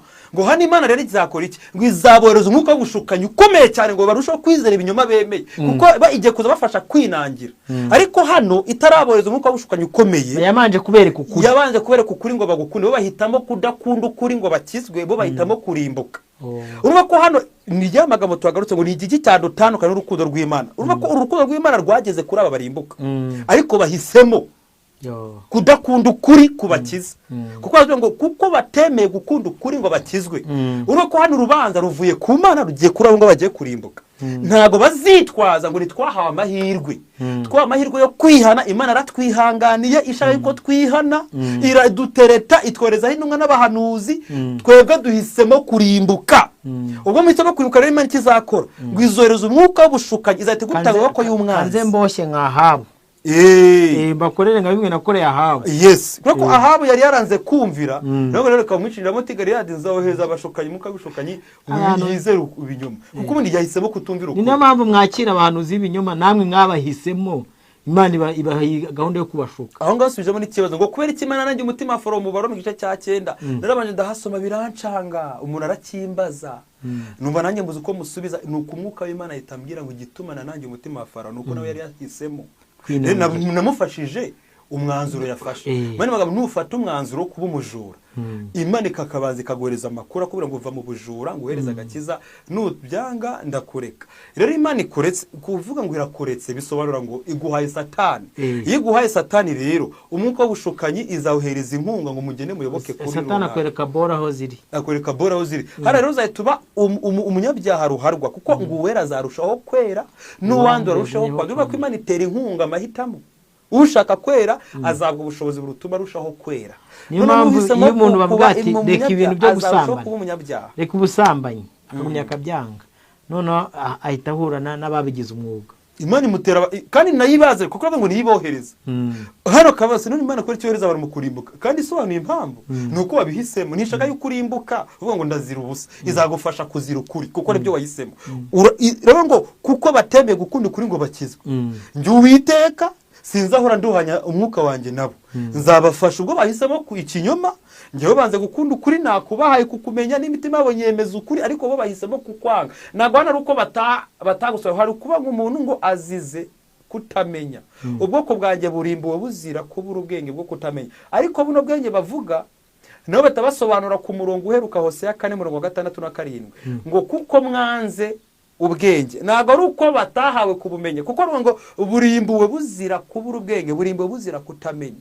ariko kuno kumenya suko Imana itishuye Minervare ngo bahabwe kumenya suko itataza ubwo bwose bushoboza butuzara bigisha ngo babamenyeshe ahubwo ngo nuko bo baha amahirwe yo kumenya bo banga kumenya ku bwende ntabwo ari kuvuga ngo ntabwo tubizi hano bari nko kuvuga ngo simbizi ntabwo izakora mu rubanza ahubwo narabimenye njyewe mpitamo kutayoboka ibyo namenye nicyo kizakora mu rubanza niyo mpamvu Imana itazarya ruswa ubu guca urubanza buri wese azajya yirira ngo ibyo narabibwiwe narabyumvishe kuri Yada TV narabididi yabisobanuye wowe na Robert twabitindaho ko twabihisemo muri nko kuvuga ngo Imana ngo burya amanyanga nacyumvishije mitamatu kandi igendera nabandikiye komanteri ko bayobye ngo nta kimana ngo Imana yashatse kugukiza ngo nta cyayibuza kugukiza nta cyayibuza kandi kweretse yuko amahitamo yawe niba Imana ikwinginga ubwo rero iyo umuntu yanze kumva ukuri uragenda ugahita ugwa mu bigisha b'ibinyoma akavuga ati nta cyadutanga gutera inkunga ati niyo twakiba tukijandika niyo twasambana Yesu yarabirangije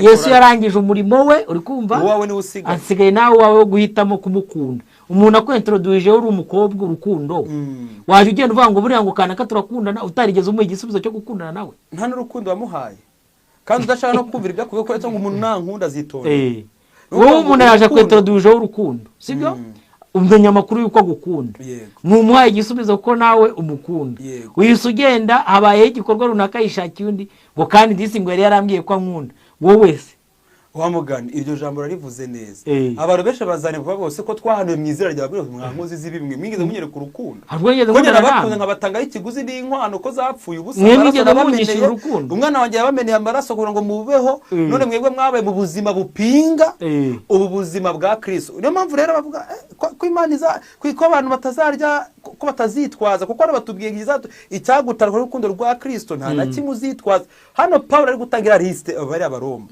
yavuze n'irindi jambo abaroma 8:20 ngo kandi tuzi neza kubakunda Imana iri jambo risobanura ngo nta mwanzi w'Imana hano uri kuvugwa batubite guhindura umwanzi w'Imana uzi ko hano ahubwo bise bisobanuka neza avuze ngo nta cyandutandukanye n'urukundo rw'Imana ruri muri Kristo Yesu bande abakunda Imana tuzi neza rero niba ushaka ko umwanzi w'Imana Yakobo yabisobanuye nuba inshuti y'ibyisi uzaba wihinduye umwanzi w'Imana ubwo witaruka n'urukundo rw'Imana nuko wewe wihinduye umwanzi w'Imana ariko nuba umukuzi ngo kubakunda Imana nta na kimwe ngo ibibaho byose byatugeraho ariko byose bitazamo kutuzanira ibyiza kubakunda Imana ubwo kubanzi b'Imana ibibaho byose bitazamo kubazanira ibibi kuko kubanzi b'Imana Imana izaguhereza abatera nkunga bagufasha kuyoba neza rega tutiriwe tujya mu bintu byinshi cyane ubwo turi muri conclusion y'ikiganiro cyacu sibyo yego Paulo yaravuze ijambo nkunda aravuga ngo sinjuriho ahubwo ni Kristo uri muri ngewe bivuze ngo niba Dide amahitamo avuze ati ngiye nemeye Kristo Dide yarapfuye sibyo hazutse Kristo ari naho no ku munsi w'amateka Dide najya ahura n'umuntu uri kumva ni ari ikintu kizaba ku bana b'abantu benshi ku munsi w'amateka Yesu amuga ati wamvuye imbere ko nigeze nkumenya ati se ko nakwatuye nk'umwami n'umukiza Eh. ko wampaye n'umwuka wawe wera kuki utamenye ko najyaga mbwiza musenyi agati woya kandi ngewe naranagusuye ubwanjye ntiwanyemera ijambo ry'Imana nubwiru nuko abantu rimwe na rimwe iyo urebera ijambo rivuga ngo nimukomeza gukora ibyaha nkana mumaze kumenya ukuri aravuga bavuga ngo abataramenya ukuri Abaheburayo 10:26 10:26 ngo nimukomeza gukora ibyaha nkana mumaze kumenya ukuri ngo nta gitambo cy'amaraso cyo gisigaye nko kuvuga ngo amaraso ya Kristo Yesu urapfobije ntabwo kibasha kukweza warenze igipimo cyo umukiranutsi wanjye nasubira inyuma n'umurongo 38 n'icyo gice ngo nta mutima wanjye ntabwo uzamwishi no kugura urukundo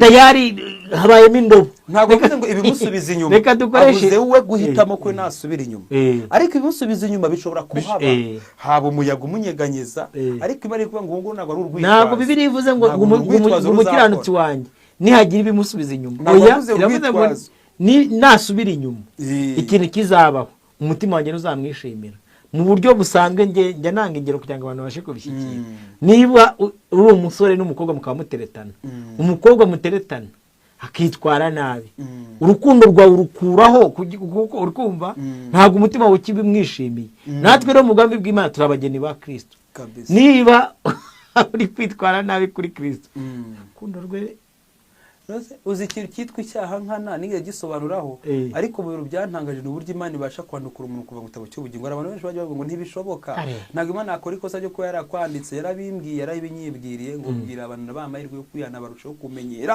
abitwe ngo n'abakozi banjye mfasha no kubandukura ni ukuvuga ngo nabuze uko mbagira ubwo bahisemo kutaguma mu gitabo kambohereza ubu reka mbafashe mbandukure ariko bumve ko mbandukure reka mbashyigikire reka mbashyigikire n'ubundi ibyo bari guhitamo ni ukumva iruhande rwawe ibaze ko ushobora kuba waramanze kwandikwa mu gitabo cy'ubugingo Mose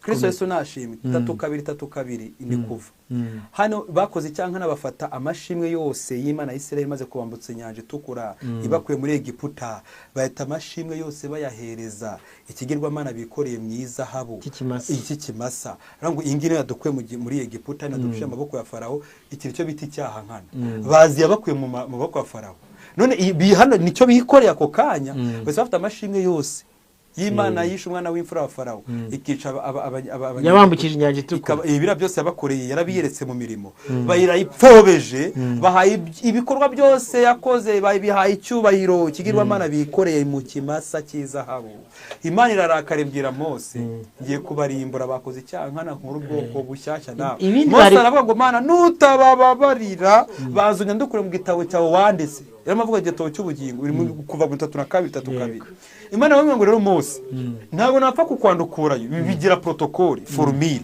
niba ushaka ko nkwandukura nawe bihisemo kurimbukana nabo nawe nuncumuraho nawe ndakwandukura biri mu 3:3 muri bya Imana yamusubije ngo uncumyeho wese niwe nandukura rero nawe niba ushaka ko nkwandukura ntago bibiri automatique nje ntago ari byo bifitemo ububasha ni wowe wiyandukuza weho hitamo kuncumura nkuko wabikoze bafata icyaha gikore nk'icyo bakoze nawe ndakwandukurayo nuko ayo magambo asobanura tubara yuko mu ijuru kwiyandikishayo ni ku buntu kwiyandukuzayo nugugomera Uwiteka ahubwo basa nkaho kwiyandikisha ahubwo hari nk'ubuntu twagiriwe nta kiguzi ariko kwiyandukuzayo bisaba imbaraga ko twandika baratwandika mu ijuru baratwandika ku buntu donc kwiyandukuzayo bisaba kutwandika bisaba ko twemera ko Yesu ari umwami n'umukiza w'ubugingo bwacu niko Bibiliya ivuga bavuga ngo cyakora abamwemeye bose bakizeza izina rye babo kuba abana b'Imana donc kwiyandikisha mu gitabo cy'ubugingo ni formule ni ya Kristo no kuvamo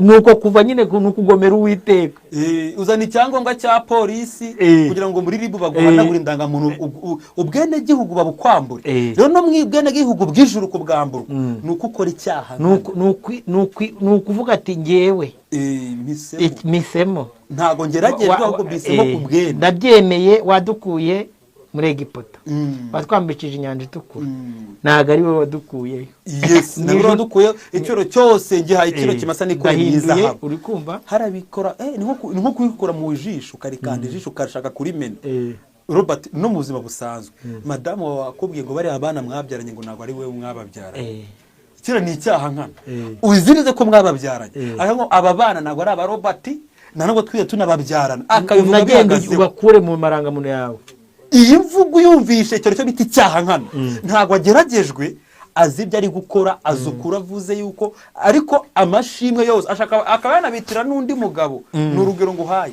afasha abana bawibyara uzi neza ko wibyara bafite DNA yawe yego hanyuma bagahabwa akahita bitirira undi mugabo kandi umureba weho nyiri bana bikurya ukuntu ni muri ubwo buryo Imana bibabaza nicyo bita icyaha nkana ntabwo icyaha nkana ari uko waguye mu moshya wageragejwe icyaha nkana ni icyo ukora atari uko wabuze ukugira ahubwo nk'uko Dawidi yahuye n'umushitsi umutunguye n'irari ry'amaso aho kugira ngo azimanire uyu mushitsi umutunguye iryo rari ngo amuzimanire imwe mu ntama afite cyangwa mu nka afite arizo nshoreke afata agatama k'umuturanyi akazimanira umushitsi none magambo nta eskize afite intama zidafite n'abazirya uwe rero afite abagore n'inshoreke noneho agiye guhaza umushitsi irari ryiwe ari wo mushitsi wamutunguye ntabwo ikibazo kirabi irari ntirirabi icyaha kuko umushitsi ntabwo biri yamugizeho ikibazo ahubwo ni uburyo Dawidi yahandorenze umushitsi umushitsi nkanjye Didi ukiri singo nkuye n'uyu mushitsi w'irari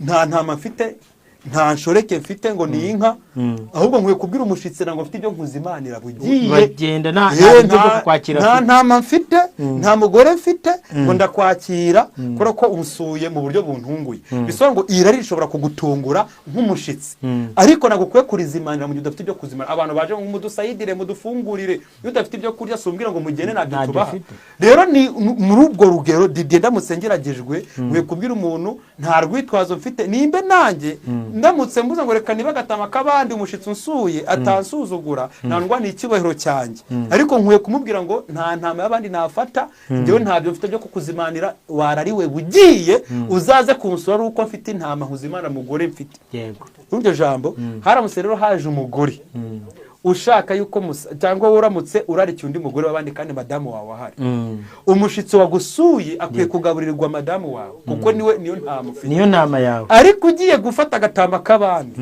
ubu ugikoze nkana mu gihe madamu wawe ahari yego noneho ushobora kwitwaza ngo nuko nta ntama nari ngifite yo kuzibarira umushitsi Dawidi nta eskize iyo Dawidi aba afite eskize ntabwo cyari kwitwa icyaha ariko ngo nanone kwihangana muri ntama z'Imana nisanga nagize iki ariko hano Dawidi yaravuze ngo Imana avuga ngo wari ufite intama n'inka nagwa abagore bashobuja Sawuli ndabaguhereza iyo baba cyane no kukongera Imana nemisa nk'imukira umubwira ngo bagikoze nkana rero ni cyaha twavuze mu kuba 3:2 barajya bagufatira inyana barayikora mu izahabu baravuga ngo nitwambukije Imana ababaruzi ko bamenyereye inyama namwikoreye muyihaye icyubahiro muvanye muri Egiputa mwabaje amategeko itegeko rya Imana rimaze kubwira yari imaze kubwira Abisirayeli ngo nimugasenga izindi mana maso yanjye nibyo babanje kwica bagikora nkana yari Imana ibwira Mose ngo ngiye kubarimbura nimara kubarimbura nkuri isezerano rishya Mose ngo buretse niba ugiye kubarimbura bazagira ngo wabaje nje kubarimbura waburetse kubarimbura niba utababariye njye Mose ndivumbuye rero shingiye ku butoni dufitanye n'uburyo tuziranye nanjye banzunya ndukureyo Imana rwose kuko ari ikibazo nawe nunshumuraho nicyo ndashaka wasoma 3:3 turangize dusenga ko nari ndangije yego kumva abantu ku buryo abantu bitandukana n'urukundo rwa Kristo babyumve ni ibyaha nkana kuva 3:2 kuva 32:33 okay katwibote twagere niho turangiriza ariko wakwemera kubabarira icyaha cyabo cyaba cyiza ariko nutabyemera mpanagura unkure mu gitabo cyawe wanditse urumva urwo rukundo yarakunze bene wabo Uwiteka abwira Mose ati uncumuyeho wese niwe nzahanagura mu kure mu gitabo cyanjye iyo mvuga isobanura iki isobanura ngo Mose nawe niba ushaka ko nkwana kuko ngo uncumuyeho wese Imana isikuraho limite urashaka nawe nkwandukureyo bisaba ko unyura muri protocole bisaba nuko nawe uncumura nkuko bancumuye nawe gikore nkana nawe nyambura icyubahiro kandi uzi yuko ari icyanjye kinyambure nkana nawe ndakwandukura nicyo ari mumubwira 3:3 umvishe mvuga Imana yeho wese niwe nandukura yari mibwira Mose ngo nawe niba ushaka ko nkwandukura utagishaka kuba muri iki gitabo niba ubihagazeho ibyo uvuga Mose nawe nshumuraho nkabo gera ikirenge mu cyabo nawe ndakwandukurayo Mose atasanga Imana niyo si yo kumenyerwa kukwandukura ntacyo bisaba kwiyandukuza upfa kuba gusa uzanye ikibaruwa cya polisi ngo ngewe nemeye niyambuye ubwene gihugu sinshaka kuba runaka ubwene gihugu kumwana w'Imana rero Imana nyandukura Imana itari kukwandukura kuko isobanuye inzira bisaba kora icyaha nkana Yesu nabivuga mu byashuro 3:5-6 ibyashuro 3 itorero ry'Isarudi baravuze ngo unesha niwe nzaha kwicarana nanjye abasome nawe wumve tubihuze. Isaro rya kera umve ko Imana yabandukuraga ariko babihise bo kubikora nkana. Rero no musaro rishya naho rero Yesu ari kuvuga ngo nimutihana ab'Isarudi nzakora igitereko cy'itabaza muri mwe. Ari kubwira abanditswe no nanjye kubabwira ngo unesha 3:5-6 kuko abantu benshi bibesha yuko wasa saved wa forever saved uribeshya. Ushaka kwiyandukuza yo urabyemerewe nta wundi ubifite ubwo bushobozi ni wowe wenyine. Urumva Robert ko ari wowe ufite ubushobozi bwonyine. Urumva Mose ashatse kwiyandukuza Imana amubwira ngo nta wundi wakwandukuzanya niba ubishaka nawe umera nkabo. Barani arega babihisemo nago wabisaba ngo mfe kubyemera kereka ari wo bihisemo ukanyura mu nzira bisaba. Donc ukoze nka bira bakoze. Warungi ibyayishuwe 3:5-6 niyo ndangiriza tuhite dusenga dutange na nomero. 3:33 3:5-6 ibyayishuwe 3:5-6 unesha niwe uzambikwa imyenda yera. Turasabwa kuresha kandi Yesu yaranesheje turasabwa natwe kunesha. Kandi sinzahanagura izina rye na hato mu gitabo cy'ubugingo. Vice versa utanesha azahanagurwa. Ahubwo nzaturira izina rye imbere ya data n'imbere y'abamarayika be. Iri jambo risubiremo ngo unesha. Unesha niwe uzambikwa imyenda yera. Uzaba ari kubwirwa baribona bari muri Kristo Yesu. Kandi bemere ubugingo buhoraho. Sinzahanagura izina rye na hato mu gitabo cy'ubugingo. Ari kuvuga ngo harabazahanagurwa. Iyo mvuga isobanura ngo niba bavuga ngo unesha niwe nzakora iki? Donc uzambikwa imyenda yera. Nuzambikwa imyenda yera. Kandi sinzahanagura izina rye na hato mu gitabo cy'ubugingo. Bisobanura ngo utanesha ntazambikwa imyambaro. Ahubwo nzaturira izina rye imbere ya data n'imbere y'abamarayika. Vice versa utanesha ntazambikwa imyambaro yera. Ikindi izina rye rizandukurwayo. Ariko batusoreye ijambo kugira ngo utanesha bigusaba kubikora nkana. Bisobanura ngo imbaraga zo kunesha ziri muri twe kuko dushobozwa bingahe byose na Yesu Kristo duha imbaraga Abafilipi 13. Rero ni utesha agaciro buno bushobozi dushobozwa na Kristo ntago Yesu azaruhanya nawe azakwambura imyambaro yera ari wemerewe mwijuriza bavuga ngo dore intebe ya Didier niyi dore imyambaro yera yari yarategura kuko yinjiye muri Kristo umwana w'Imana. Iyi myambaro ni yera yaritegereje Didier kuko yanze kunesha kandi yarahawe ubushobozi bumushoboza muri Kristo kunesha yanze kunesha. Rero imyambaro yera niyo mpamvu atayambaye icyaka niyo mpamvu yandukwe mu gitabo cy'ubugingo. Yesu ngo rero ngo unesha ni uzambara imyambaro yera kandi sinzahanagura na hati izina rye mu gitabo cy'ubugingo. Yesu ari kuvuga ngo mwijuru barandika bakanandukura kuko iyi mvugo ntari kuyikoresha bitabaho. Ababyumva rero ngo once saved forever saved biri applied kuri babandi gusa banesha. Iryo jambo sinira ryumvikana. Uwakijijwe akabakijijwe by'iteka ryose nuwamaze kujya muri Kristo agahabwa ubuzima bwe ikina akaba mu buzima bwo kunesha akamuzima bwo kwera. Rero ni wanga ko muza bwo kwera ngo gufite ibyo byiringiro ngo habura yiboneza nk'uko aboneye kugira ngo azambare iyo myambaro nyine yera. Umva ko rero hano ntabazitwaza ngo nabuze ukogera ubutumwa buri Robert tutobe kuri Yada TV suku kubesha mwijuru bamaze kuri coding ngo Didi yamaze kuvuza impanda. Abashaka kwiyandukuza bose mu gitabo cy'ubugingo mukora ibyaha nkana muyambura icyubahiro kandi kuko ariyo yabareme kubahisha yatureme kuyubahisha kuyesha icyubahiro mu bintu gukora ibyaha nkana mu bitandukanye ntabwo ari icyaha waguye ngo kuko utabaye maso. Kuba maso iyo ubaye maso ukanasenga ntugwa mu moshya ariko iyo uguye mu moshya bitandukanye n'icyaha nkana. Icyaha nkana nta rwitwazo bufite. Dawidi nta rwitwazo yari afite kuko rafite abagore n'inshoreke. Nta rwitwazo kugira ngo tware Bukapatisheba yabuze eskize nta eskize. Imana muhaye ingaruka z'ibyaha yakoze arababarirwa ariko ahabwa ingaruka. Dawidi nabiri tubwire ko akomeje gukora icyo cyaha nkana ahubwo hakwisubira nasomye n'iri jambo ryo mu kuva nagumye kurikurikira burangiye nsomye Bibiliya ndakunda kumanuka. Bibiliya avuga Imana yumvuganye n'Abisirayeli avuga ati okay genda ujyana abana aho wavuze urumva habayeho deal ya hagati y'Imana n'Abisirayeli sibyo intercessor Imana avuga ati jyana Abisirayeli aho bagombaga kujya urumva ni nko kubagana n'umujinya uri kumva atari ko sinzabura kubahorera igihano cyangwa se kingana n'icyaha bagize gute bankorera. nyine bakoze icyaha nkana kwinjira mu ngaruka zacyo. bisobanura ngo rero Imana mu bintu bibabaza ibyaha nkana birivuga ngo iyo ukomeje gukora ibyaha nkana noneho bigera ku rwego amaraso ya Kristo Yesu aba atakibasha kukweza. ngo nta cyaha Imana itababarira ku muntu wakijijwe neza akamenya inzira y'ukuri. iyi amagambo ari mu Baheburayo ntera ubwoba Abaheburayo 6:4 ngo ntibishoboka ko abaviriwe n'umucyo bagasogongera ku mbaraga z'igihe kizaza bakumva ijambo ry'Imana rizima kugwa bakabivamo. ngo ntibishoboka kubahindura ngo bongere bihane. ngo bamera nk'umurima wigeze uwera hanyuma bikakorwa rwose utangira kumera amahwa n'ibitovu. uyu nguyu ntabwo ukwiriye ifumbire kuko ntabwo ifumbire ryawukoramo. uburinze gutwikwa kukoreka iherezo ry'uwigeze aba uw'umumaro agira ubuzima bwa Kristo amenya neza Yesu Kristo aba mu byaha amaze kugwa akabivamo. uyu nguyu ntiwamugarura. ni ishami ryakuwe ku muzabibu ntirifite amahirwe yo kugaruka muri Kristo. rero abantu bakwiye ko niba unaguye ntiwemere kubivamo. zamura amaboko usaba ubuntu bugushoboza kuko kugwa birashoboka ariko kubivamo ubugeze ku rwego n'usasa wo kwihakana usigara ubikora nkana. kuko umuntu ukora ibyaha nkana no kubyihana biragoye. umuntu akoze icyaha nkana akakigukorera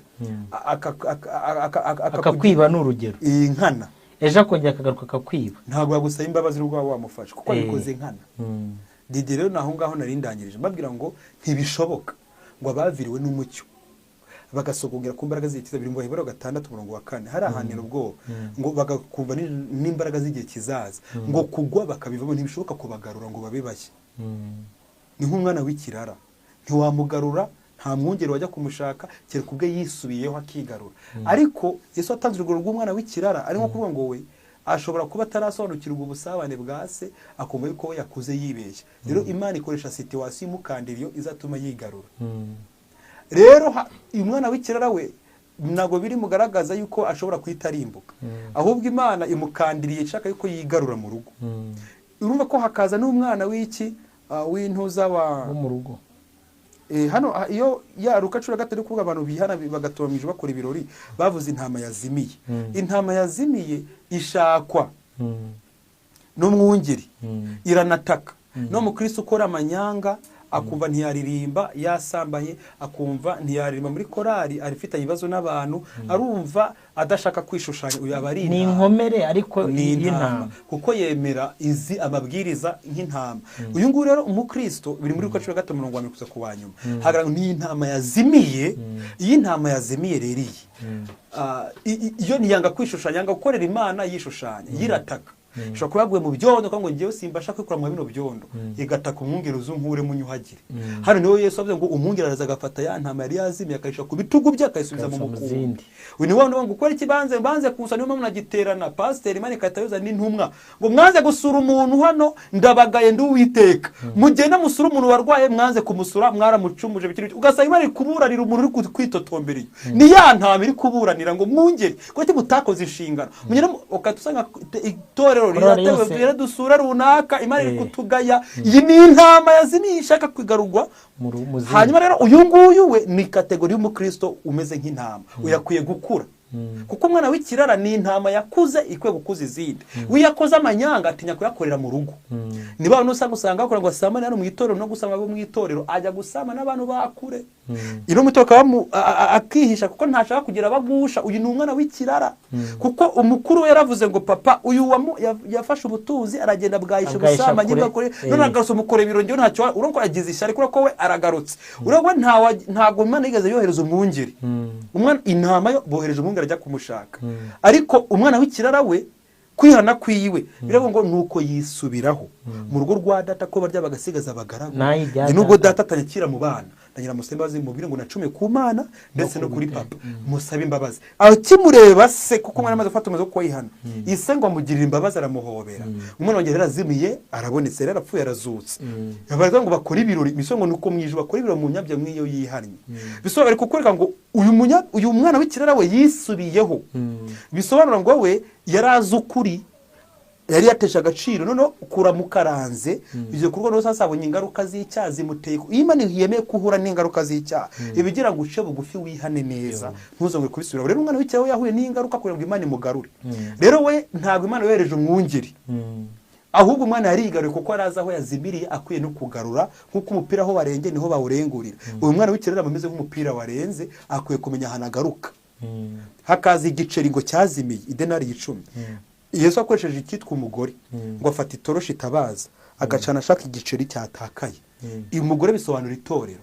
itorero ikwiye kwita ku biceri. Abakristo bameze nk'ibiceri ntibarakura ku rwego babasha kumera nk'intama.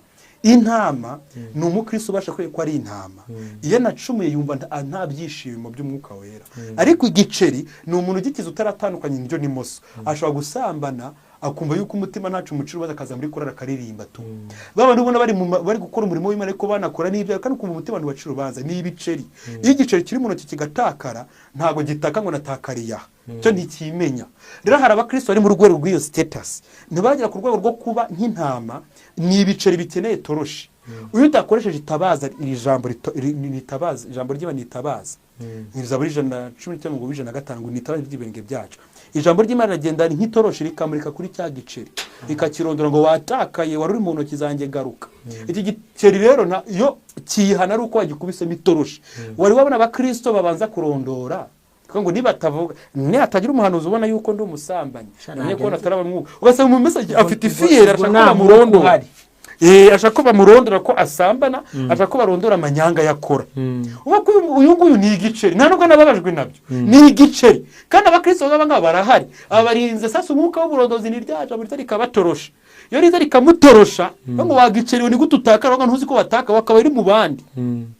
umukristo umeze nk'igiceri aba ataraba intama, kuko Imana ntiyamwirata mu ntama, ariko ari mu rugero rwo kuzaba intama. niyo mpamvu akwiye kwitabwaho n'itorero. niyo mpamvu bazanye ishusho y'umugore, ntiyakoresheje Yesu umwungeri. biri muri Luka igice cya 15 havuga abantu b'uburyo butatu Imana yarimo ivuga ashaka ko bihana. hariyo intama yazimiye ngo umwungeri 99 agashaka iyazimiye ngo ayishira ku bitugu akayigarura mu rwuri. uwa kabiri ni igiceri cyatakaye ngo uyu mugore ashaka itabaza. umugore bisobanura ngo ni itorero rikwiye kwita ku biceri. babandi bari kwigira igice, babandi ushobora kuba bamaze kububatiza, bamaze kubatuza agakiza, afite boyfriend we akagera agakimara no kuba tuvuga akagira agasambana, ntabwo akumva yuko ntacyo bitwaye. akeneye guhugurwa. uyu akeneye ijambo rimutorosha rikamwereka indyo n'imoso, kuko ni nk'umubebe muto ukivuka. ntiwamukora yuko atavutse, ariko ntiwamubara mu bantu bahereza ID. uyu nguyu nta nubwo namwita muhamagara mwizera ngo amenye ko yitwa, ntazi uko yitwa, ariko yavutse ni umwana mu rugo.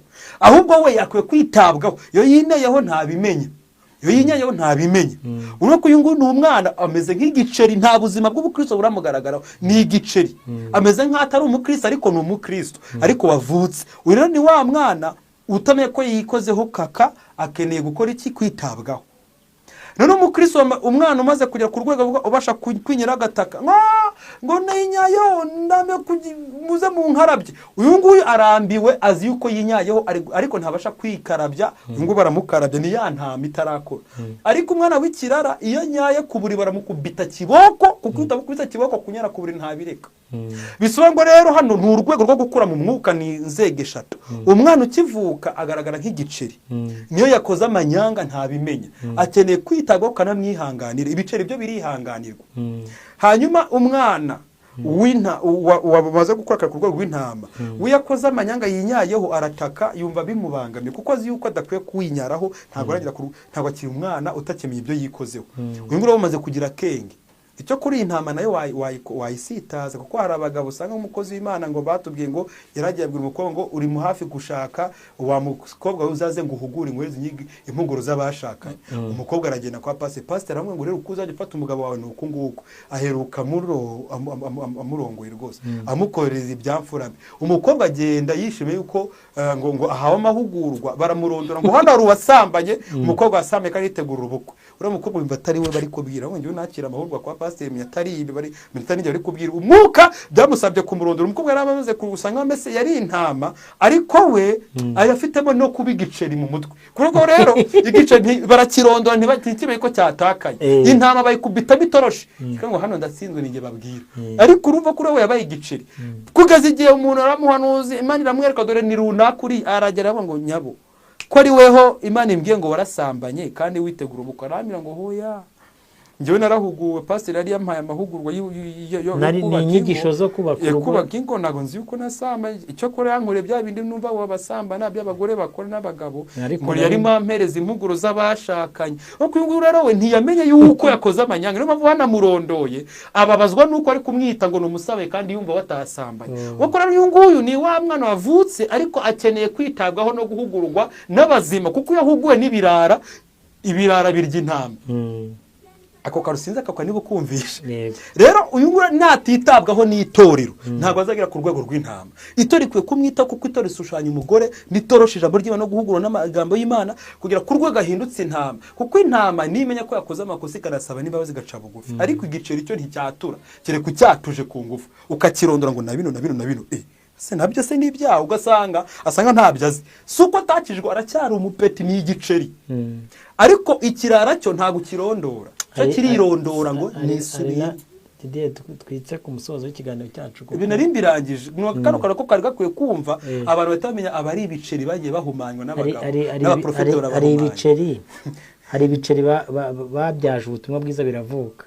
Bibwira ko Yesu yarangije byose ku musaraba, banabyereka koko uko yabikoze. Yego. Ariko ntibahuye n'inyigisho zibarondora ngo zibayikuze bagire ku rwego rwo kuba intama. Imana itabara ibiceri. Kubwiriza imigani, hari umugani ejo bundi nasonye uranangaza w'umubibyi. Hepfo Yesu yabwiye abigishwa baravuga ati mwahawe kumenya ubwiru bw'ubwami bw'Imana. Birakwiye ko tutaguma kwiga ibyambere bya Kristo, twigira imbere tukigishwa n'iby'ubwiru bw'ubwami bw'Imana cyangwa se n'iby'imbere. Imana yari guhumugisha. Reka ntange nomero nibura abagiye bahumanywa kubera ko bari bakiri ibiceri, Imana bakuze bagere ku rwego rwo kuba intama, kuko intama ni wayihumanye yazimira ataka. Hari pasiteri yankoreje ibyamfura mbi nyaboneka mu ntabare, wese ninde pasiteri bari bamuteze kuko yahumanyije intama. Usitaje umwana muto izo ngo akwiye urusyo, ariko umwana muto yakwiye kuba yemenye ko banamusitaje. Ariko umwana w'ikirara we akwiye kwisubiraho akigarura iwabo. Intama irashakishwa n'igiceri kigashakishwa. Ariko dusoza tubwira irangamuntu, hari umuntu, hari terime mbona yeze mu Banyarwanda ivuga ngo ntago ngo nakoze icyo ariko ntiwamenya aho nihaniye, sibyo? Wenda tuzakora ikiganiro kisobanura abantu. Ntago abantu bari mu mitekerereze y'Imana ngo bapime inshuro Imana itanga imbabazi. Nubwo Imana yicaye ku ntebe y'imbabazi, ntago bari mu mitekerereze yayo ngo bamenye inshuro. Ibyaha nkana bigukura mu mbabazi ku buryo Yesu ahita gutesha agaciro akavuga ngo uyu nguyu yarenze igipimo, ndamanitse ishami rive mu muzabibu. Donc ibyaha nkana bishobora gutuma umuntu abikirara. Abikirana no sasi bayikirana ntiwisubireho upfira mu burara. Kandi bakabazi yuko ari icyana cyavuye mu rugo. Uvuga ko n'abantikristo bavuye muri bene wacu muri twe. Badwanya Kristo bazo barwanya. Rero umwana w'ikirara we abazi uwari we. Niyo mpamvu uwo nguyu ntiwamuhugura. Nubona umukristo udahugurwa, uwo ngo mushe muri classe y'ibirara. Kubera yuko uwo nguwo niwe ukwiye Imana itamukanze ntiyaca bugufi. Kuba kurumva ko akwiye kwisura uko ingurube itangiye kumucura ibyo kurya. Ubwo itangiye kucura ibyo kurya kari mu rugo abagaragu basekaza. Reka nisubire.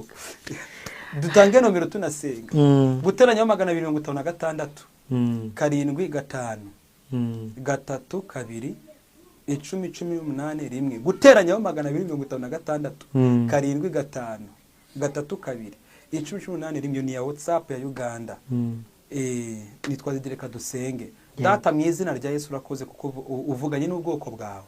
Abantu basobanukiwe ko ibyaha nkana bituma abantu bandukurwa kuva mu gitabo cy'ubugingo, ariko si wo bubandukuye, nibo baba bahisemo kwiyandukuza kuko dusanze na Mose yarabyisabiye. Umubwira yuko bidashoboka keretse ayobotse inzira yabiyandukuza no kubikora nkana, bakayinguncumuyeho wese niwe nandukurayo. Imana rimo ivuga yuko kumbona akoze icyaha utahita umwandukura, ahubwo rero mu gihe akoze icyaha nkana kandi adafite gahunda yo kukugarukira, uyu nguyu niwe wandukura kuko abayiyandukujeyo. Hari ubikora icyaha nkana ariko kugira ngo agerageze ngo arebe agahura n'ingaruka zituma tongera kubikora, nkuko Dawidi byamugendekeye yahuye n'ingaruka z'icyaha nkana yakoze. Inkota ntiyabuze mu rugo rwe, Abusalomu yaryamanye n'inshoreke ya se. Ibyo yakoze mu ibanga uwemeye kubimwereka n'uburemere bw'icyaha yakoze yumva ingaruka, ariko waranamubare yarihanye. Hari abo wanze gukiza sida kuko bakuye sida mu busambanyi, ubababarira ubusambanyi ariko kubarekera sida basigara banywa imiti ya Aravize. Ibyo bigaragara ngo ibyaha nkana uwemera yuko ingaruka zitugeraho ariko ingaruka zitugezeho zitwibutsa yuko tudakwiye gukomeza gukora ibyaha nkana, kuko ntushaka kwagira n'umurimbuka n'utanga amahirwe yo kwihana. Ariko iyo ibirara byanze kwisubiraho urabireka bikarimbukirayo, kuko ni ishami rikurwa ku muzabibu kuko ryanze kwera imbuto nkana, si uko ridafite ubushobozi bwo kwera imbuto, ahubwo uko ridashatse kubana neza n'umuzabibu, kuko bivuze muri Yohana 15:4-5 ngo ntibishoboka ko twera imbuto tutagumye muri wowe, niko n'ishami ritakwera imbuto ritagumye mu muzabibu. Tugwe muri wowe nawe ugume muri twe, nuko tubashe kwera imbuto nk'uko uzidusaba, nizikwiriye abihanye. Dushoboze rero mwami kuguma mu buzima bwawe Kristo, kuko dusanze kuba muri Kristo ni kimwe, ariko kuguma muri wowe biracyari ikiguzi, kuko dusanze kunesha nibwo tuzambara imyambaro yera, nibwo tutazandukurwayo.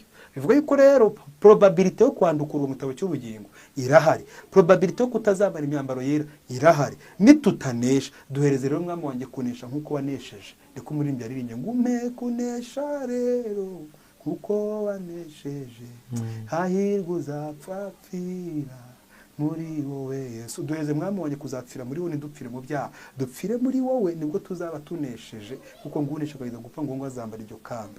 Iryo kamba basezeje abagukunda, dusanze abagukunda nibo banesha, nibo bihanganira bagerageza kugeza igihe cyo kwemerwa. Sabiye buri wese unkurikiye mwami ngo umumpere urukundo rwawe rube rwinshi, hanyuma bimuza go kumvira ijambo ryawe atabihatwa, atari kubwo gutinya, ahubwo abikore kubw'urukundo, kuko waradukuze tukuri mu mwenda wo kugukunda no kumvira ijambo ryawe. Ni mwiza Yesu Kristo mwami. Amen. Amen.